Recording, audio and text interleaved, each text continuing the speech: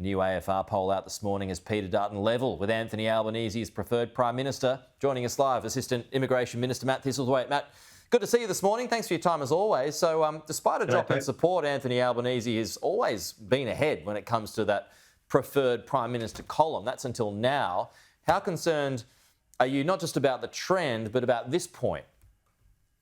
I'm not concerned at all, Pete. In a contest between Peter Dutton and Anthony Albanese, I'll back Anthony Albanese any day. And I think as we get closer to the election, the focus will be on the policy offerings of the respective parties, particularly the cost of living policies. And I'm confident that Labor has a much better offering when it comes to cost of living support. We've implemented all of these changes like tax cuts, cheaper medicines, cheaper childcare, the energy rebates that have all been there to assist Australians with cost of living.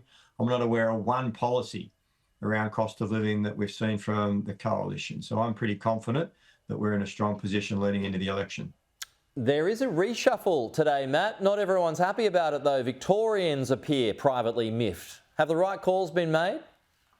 The right calls have been made. We're pretty close to an election and the Prime Minister's made the right call to promote 3 quality women.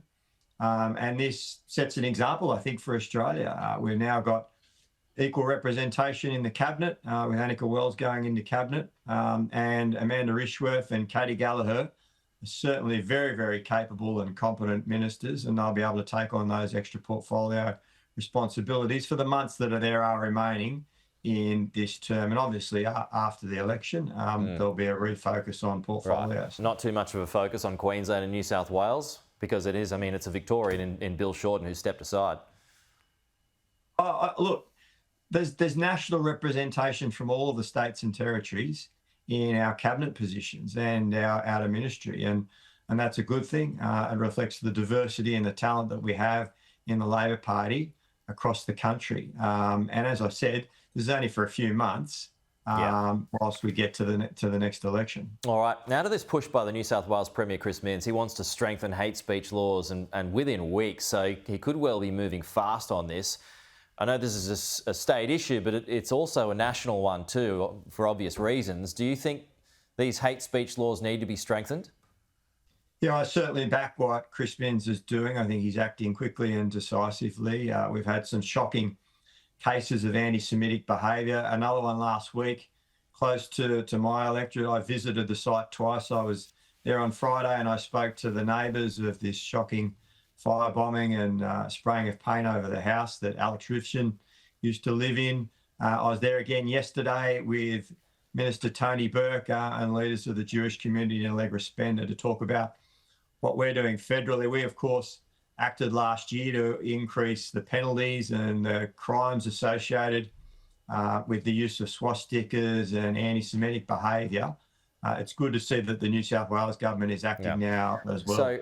So I guess the question that's going to come up a bit during this debate is, as these hate speech laws are strengthened, where is the line between hate speech and freedom of speech? Now, some Muslim organisations have already mounted some concerns about that.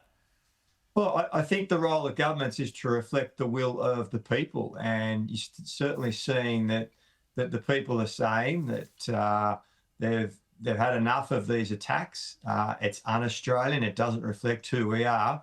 And I think we as legislators, both at a state and federal level, need to reflect that. Now, we've made some of those changes legislatively at a federal level, and there have been prosecutions of people, and we welcome those laws being effective. The New South Wales government, obviously, it's a matter for them, but they've seen that there's a need to strengthen those laws at a state level, again, to reflect that community concern and the want for this behaviour to be stamped out and not tolerated. We will leave it there. Matt, good to see you though. Thank you.